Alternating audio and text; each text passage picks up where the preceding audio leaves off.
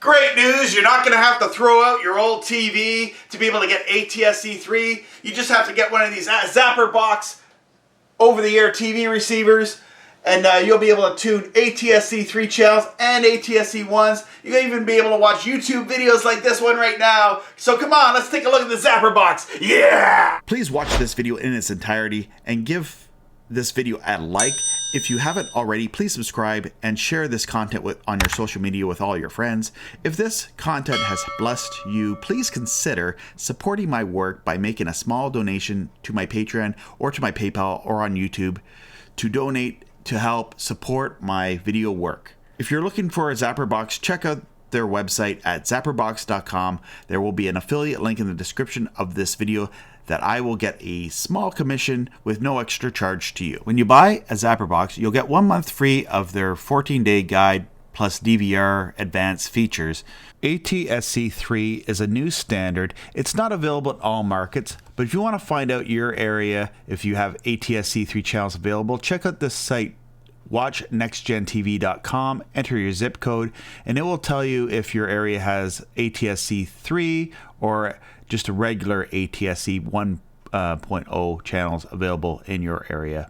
When you open up the ZapperBox, you'll find the manual. You can also find the manual online if you want to go over it. In the box, you'll see the HDMI ports and the power port and the antenna port at the back. And at the side, there'll be 2 USB ports and a microSD card slot. And inside the box, it will come with the remote control, a pair of batteries for the remote control, and a HDMI cable and an Ethernet cable, and the power supply to plug into the wall.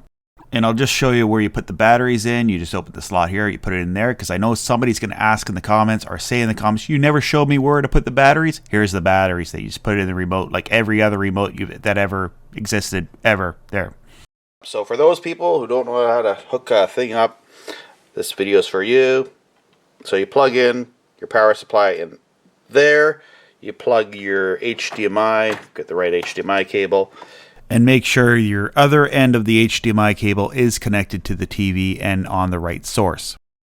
To the TV, and I'm just going to push on the antenna. So when you're doing your setup, you just simply have to mainly focus on your OK and your D-pad button with the button here in the middle. This will move your screen around to left, right, up, down, and hit the OK button to select the next menu while you're doing the setup initially with your ZapperBox. Other buttons you want to be know about. If you use this back button, if you go into a menu and need to get out, you're trying to figure out how to get out of that menu, hit this back button here, the arrow going backwards. That will get you out of a lot of the menus. So if you're in a menu and you decide, whoop, I hit the menu button, how do I get out of that? Just hit that and it will take the menu away. Same thing if you're in the guide and you decide you're looking around but you actually like the show that you're watching. After you hit the guide and you have the guide up, just push the back button, it'll go back to regular programming. Another thing the back button will do is if you had it on channel 11 and then you went to channel 6 and you're kind of flipping back and forth between channels, this is like your last channel button as well. So it's the back button in the menu and it's also your last channel button while you're operating the remote. Other buttons is there's the guide button, there's the info button which will show you the main whatever's happening in the programming. There's the menu button, and then there's the zap button. So this is the zap button. That's really good if you want to bring up your quick menu, which has your closed captioning on and off, your audio experience, your hide, show channels, and your antenna setup, which basically shows you your antenna signal quality. You can turn that on and off by hitting the zap button. Another button I wanted to go over is the DVR button. That will take you to the DVR menu, which will bring you to the settings if you want to manually set a program, if you want to view the programs that you've already recorded, which are in the hard drive. So one thing I have noticed with the volume control on this is the volume control, it's looking to be programmed to the TV, but if you're in some of the apps within the ZapperBox, you can control the audio for like YouTube and stuff with this button. One thing is the mute button does work, and it will mute the ZapperBox if you just want to cut the audio.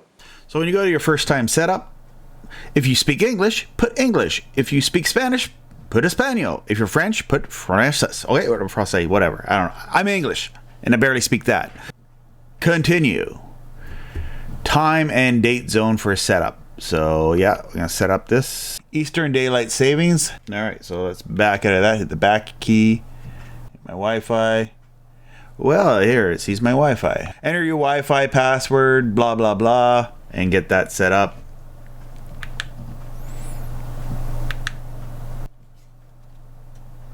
Now it's doing a download connection test.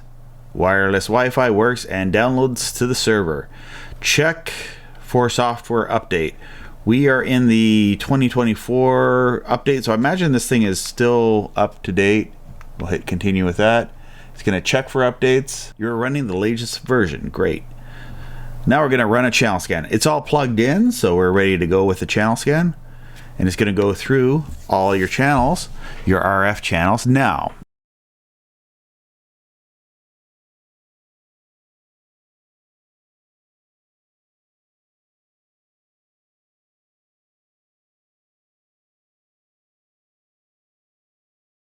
And there I scanned in an ATSC 3.0 channel, which is channel 3.1. Not sure if it'll come in the greatest. I might have to tweak my antenna position to pick it up at the best peak performance. But I'm not able to get a bunch of them. That's just simply because in the area I'm located in, there's not a ton of ATSC 3.0 channels. But this probably will be ready later this year when more broadcasters in this area launch ATSC 3.0. Scan complete. Press OK. OK. Congratulations, your subscription is active. Please allow 10 minutes for the 14 guide data to appear. First time setup. Congratulations, you first time setup. Using menu button, you can always change your menu settings, change your Wi-Fi or time zone, run a channel scan, and check for software updates. Select exit to start watching TV. There it goes right to channel 1, which is global out of Toronto, a repeater. It's commercial. And I'll just go to the guide. So you'll know the channels are ATSC 3.0 if they have this little blue signal symbol next to the channel. Also, the latest firmware has an update that will allow you to add recordings of encrypted channels that are DRM encrypted. It has all the guide information for watching TV. And I think that just downloaded off the internet so that it has like the up-to-date guide information. And the nice thing with this is you can watch the programming in the upper right corner while you're surfing the guide and looking through programs to watch. This is my first video about ZapperBox, but stay tuned to this channel. Please subscribe for further updates. I'll be doing some videos about the settings of a ZapperBox and more deeper into the PVR functionality. Thank you for watching this video to its end. It really supports my channel. Hopefully you have a good experience with your ZapperBox.